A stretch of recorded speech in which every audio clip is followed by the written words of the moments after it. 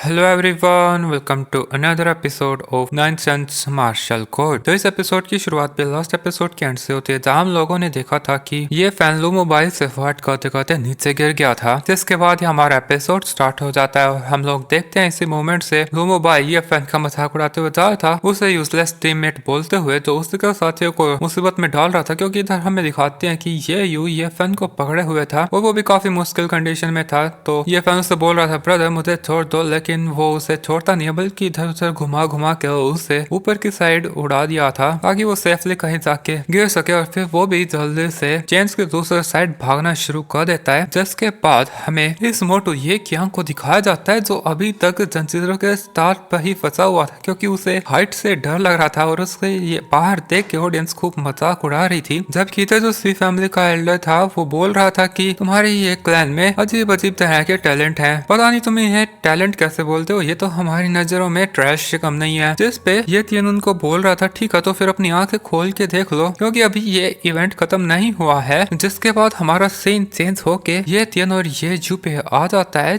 जिनका सामना लू फैमिली के कुछ लोगों से डिसाइपल्स से हो जाता है। तो है तो लड़के बट लड़कियों की तरह एक्ट कर रहे थे और उनकी ये हरकतें देख के बोल रही थी ये जू कि हम तुम्हारे मुंह नहीं लगना चाहते, इसलिए तुम यहाँ से हमारे रास्ते से हट जाओ। लेकिन ये जो तीनों लू फैमिली के डिसाइपल्स थे, ये लोग उससे बोल रहे थे हमें तुम में कौन सा मजा आ रहा है, चुपचाप तुम्हारा फ्लैग हमें दे दो। जिस पे ये बोल रही थी कि अब हमें क्या करना चाहिए। तो ये तीन बोलता है कि अब तो हमें उससे फाइट ही करनी पड़ेगी, बट उन्हें फाइट करनी पड़ती है उससे पहले ही इन लू फैमिली के डिसाइपल्स पे ये फैन आके गिर जाता है और इसी प्रकार उसकी सेफ लैंडिंग हो जाती है। और वो खुश होते हुए बोल रहा था, मैं जहाँ भी जाता हूँ हर जगह ट्रबल खोज खा देता हूँ, क्योंकि उसे पता नहीं था कि वो इन लू फैमिली के डिसाइपल्स पे पड़ा था। जिसके बाद हमारा सन लू मोबाइल के ऊपर आ जाता, वो बोल रहा था कि उसे ये यूके मार्शल मेडियंस पहले फेल कर गए थे ना, अभी उसके रिकवर हो गए हैं, फिर भी वो यूजलेस का यूजलेस ही है। अच्छा किया शिजा उधार ने उसे छोड़ दिया। अब जब वो उसकी सोर्स से फ्लाई करते हुए जा रहा था, तो उसके सामने उसे ये शियन दिखता है, तो वो इमरजेंसी ब्रेकर लगाने लगता है, बट ये शियन ने भी उसे देख लिया था और वो आगे जाने की कोशिश करता है, बट वो फेल हो जाता है और तब इन दोनों की आपस में टक्कर हो जाती है। तो ये दोनों ही बैलेंस लूज करके नीचे गिर जाते हैं। लू भाई तो जंजीरों पर ही उसके बैलेंस लूज कर देता है, जिस वजह से उसकी टांगों के बीच में उसे काफी ज्यादा दर्द होता है। बट उसके पीछे से अभी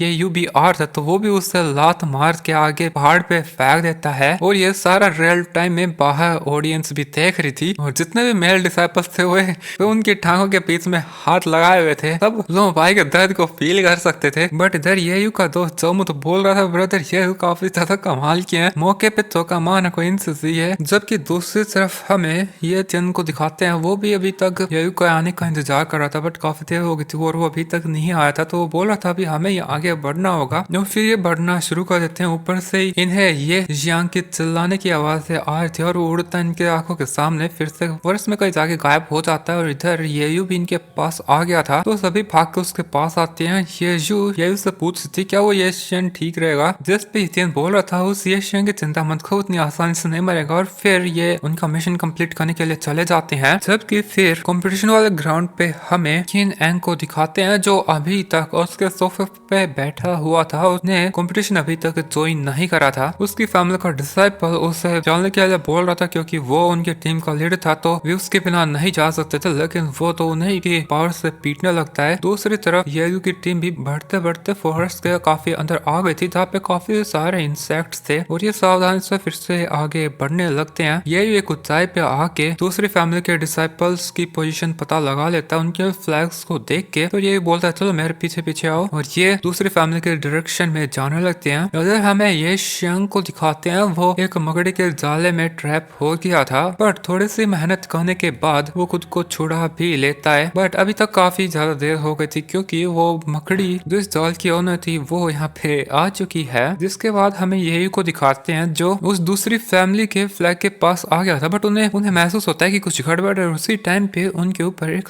स्नेक अटैक कर देता है, जिससे ये चारों अलग हो जाते हैं। ये इस वजह से काफी बैडली इंजर हो गया था, बट वो इसी मोमेंट के ऊपर फिर से उस स्नेक के ऊपर दोबारा से अटैक कर देता है। बट उस स्नेक का अटैक काफी ज्यादा पावरफुल था, जो ये को इस बार और ज्यादा इंजर कर देता है और वो और ज्यादा दूर जाके गिरा था। उसके मुंह से ब्लड भी निकलने लगा था। तभी उस स्नेक को हमें दिखाया जाता है जिसके ऊपर शिजावदाई बैठी हुई थी और यहाँ पे हमें पता चलता है कि ये जो स्नेक है ये रेड फायर गोल्डन पाइथन है जो कि मिथोलॉजिकल बीस्ट रैंक में 8 नंबर पे है, यानी कि ये खूब पावरफुल होगा। तभी यही उसके साथियों को उसे थोड़ी देर के लिए प्रोटेक्ट करने के लिए बोलता है ताकि वो ब्रेक थ्रू कर सके। जबकि फिर हमारा सीन चेंज होके इधर ऑडियंस में आ जाता है जहाँ पे हम ये के फादर को देखते हैं तो थोड़ा गुस्से में लग रहा था बट वो अभी कुछ नहीं कर सकता था। जिसके बाद हम शिव फैमिली के लीडर को देखते हैं जो उस डार्क विंड मर्सनरी ग्रुप के लीडर को बोल रहा था कि आपका बहुत बहुत शुक्रिया मेरे डॉटर को ये पाइथन गिफ्ट करने के लिए। जिस पे वो बंदा बोल रहा था कि मैंने तो तुम्हारी डॉटर को बस एक मौका दिया था, ये तो तुम्हारी डॉटर की एबिलिटी से जो उस पाइथन को टेम कर पाई। जिसके बाद हमारा सीन वापस से फाइट पे आ जाता है जहाँ हम देखते हैं कि ये थियन येजू और ये फैन को बोल रहा था कि हमारे लिए ये स्पिरिचुअल माइंड का टूर्नामेंट काफी इंपॉर्टेंट है, इसलिए तुम दोनों इस पाइथन से फाइट करो और मैं फ्लैग को प्लांट करने जाता हूँ। और वो यहाँ से येजू के सामने से जब जाने लगा था तब येजू कुछ स्ट्रेंज चीज नोटिस करती है। उसे वही मास्क्ड मैन याद आता है जो ये फैमिली से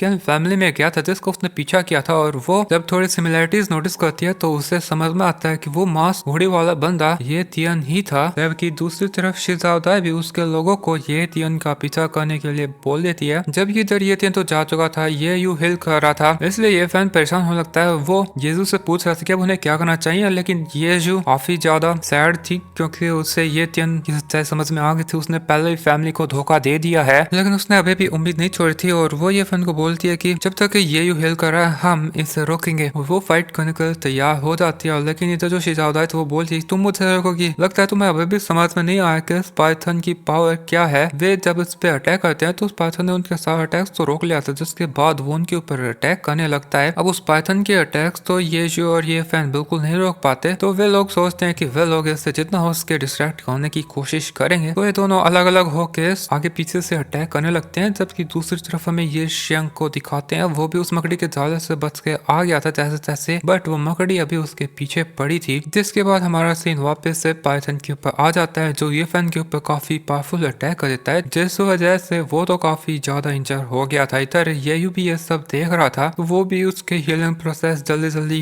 करने लगता है। जबकि येजू ही उस पाइथन को अकेले संभाले हुए थी बट वो ज्यादा देर तक उससे फाइट करके उससे रोक नहीं पाती और पाइथन उसके ऊपर भी एक पावरफुल अटैक करके उसे भी काफी पीछे गिरा देता है। वो भी अभी तक काफी ज्यादा इंजर हो चुकी थी। और फिर से हमारा सीन ये शियंग के ऊपर आ जाता है जिसने एक पेड़ की टहनी को पकड़ा हुआ था और पीछे से वो मकड़ी उसे पकड़ रही थी, इस वजह से वो बीच में स्ट्रेच होने लगा था। बट तभी वो एक स्वॉर्ड की मदद से उस जाले को काट देता है जिससे वो टहनी की वजह से उड़ जाता है ऊपर और सीधा ही पाइथन के ऊपर आके गिरा था। बट पाइथन उसे भी एक झटका देता है तो वो भी काफी दूर उड़ के गिर गया था। बट वो हार मानने वालों में थोड़े वो फिर से उसकी स्वॉर्ड उठा के पाइथन के ऊपर अटैक कर देता है। और ये जू और ये फैन तो बस उसकी ये पागल हरकत देख के काफी हैरान थे। बट अच्छा था ये को इससे और टाइम मिल जाता है। इधर ये शियंग लगातार पाइथन के ऊपर अटैक करता है बट उसके अटैक से उस पाइथन की बॉडी को कुछ भी नहीं होता। लास्ट में उसका सबसे पावरफुल अटैक भी करके खुश होने लगता है बट पाइथन उसके पीछे आके उसकी जेब निकालने लगता है। फिर एक अटैक करके ये शियंग को वापस से उड़ा देता है। मैं इतना बोल सकता हूँ ये शियंग फुल टाइम पास है। बट जैसे तैसे अभी ये जू और ये फैन भी खड़े हो जाते हैं बट ये यू भी अभी उसके पास इतनी टेक्निक्स थी उनमें से देखने लगता है कि मुझे इस पाइथन के साथ कैसे डील करना चाहिए। तो वो डिवाइन बेस्ड ट्रेनिंग टेक्निक को तुरंत प्रैक्टिस करता है और पाइथन ये जो और ये फैन को हार्म कर पाता है उससे पहले ही ये यू उठ के पाइथन के ऊपर अटैक कर देता है। जिसके बाद वो और भी खूब सारे उस पाइथन के ऊपर से अटैक करता है जैसे चारों तरफ धुआं धुआं हो गया था। बट मुझे नहीं लगता है अभी भी इस पाइथन को कुछ हुआ है। वो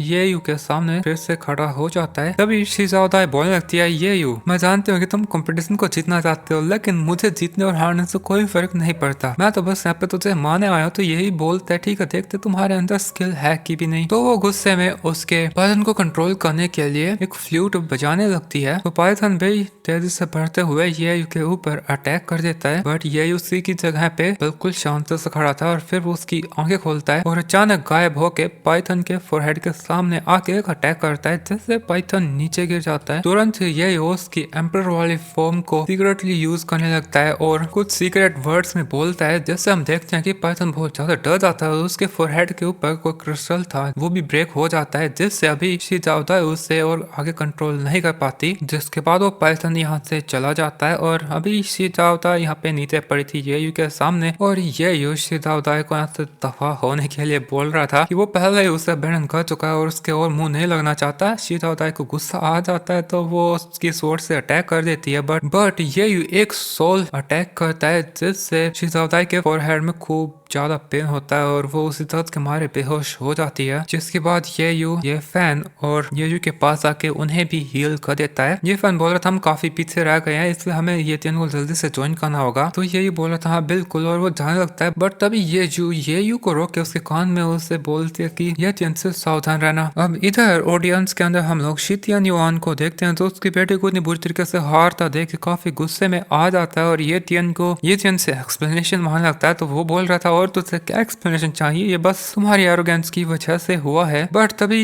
इस ऑडियंस के एरिया में तेजी से आवाज गूंजती है कि किंग एन कहाँ पे है और हमें दिखाया जाता है कि यहाँ पे 4 ग्रेट मार्शल आर्ट्स अकेडमीज के एल्डर्स आ चुके हैं। जाओयाओ पवेलियन से एल्डर डिंग और जियांग सेक्ट से एल्डर वू, जैन कैंग सेक्ट से एल्डर जो और सबसे लास्ट में 4th sect Tianyuan sect elder Du. और ये लोग किंग एन के बारे में पूछ रहे थे तभी हमें उस किंग एन को दिखाते हैं वो उसके सीट से खड़ा हो चुका था और वो खड़ा होते साथ बोल रहा था ये तुमने मेरी वुमन को हर्ट किया, अब देख मैं तेरे साथ क्या क्या करता हूँ। और वो उसका फ्लैग फेंक देता है जिसके ऊपर फिर वो बैठ के येयू की तरफ जाने लगा था। इधर हमें दिखाते हैं तियानयुआन सेक्ट से जो लेडी आए थे वो बोल रही थी ये बहुत ज्यादा एरोगेंट है, मुझे अभी से पसंद नहीं आ रहा। जिस पे एल्डर 2 बोल रहा था मिस आप यहाँ पे प्लीज कोई मुसीबत खड़े मत कर देना नहीं तो मैं किसी को मुंह दिखाने लायक नहीं बचूंगा। तभी एल्डर जो बोलने लगा था हमारे यहाँ रह के कोई फायदा नहीं है, चलो हम लोग सीधा माउंटेन में चलते हैं, वहां से देखेंगे हम स्पीड बॉडी के कमाल। और ये लोग फिर माउंटेन की तरफ बढ़ जाते हैं जिसके बाद हमारा सीन चेंज होके ये तियन के ऊपर आ जाता है। वो एक जगह पे पहुंच गया था, उसके पीछे कुछ और लोग भी आ गए थे और बोल रहे थे अब तुम कहाँ बच के जाओगे। और सामने से यहाँ पे हम लोग किंग को आते हुए देखते हैं। ये तियन उसे देख के थोड़ा स्माइल करता है, पीछे मुड़ के बोल रहा था भागना, मैंने तो भागने का सोचा ही नहीं, असली खेल तो अब शुरू होगा। और वो फ्लैग को साइड में रख के उसकी स्वॉर्ड निकाल के इन डिसाइपल्स की जान ले लेता है और वो काफी तेजी से भागते हुए एक प्लेटफॉर्म के सेंटर की तरफ जाने लगा था। बट इसी मोमेंट पे हमें किंग को भी दिखाते हैं जो उसी प्लेटफॉर्म की तरफ जा रहा था बट उसके आते साथ ही येयू उसके ऊपर अटैक कर देता है। तो किंग उसके एक ही पंच से उस अटैक को डिस्ट्रॉय कर देता है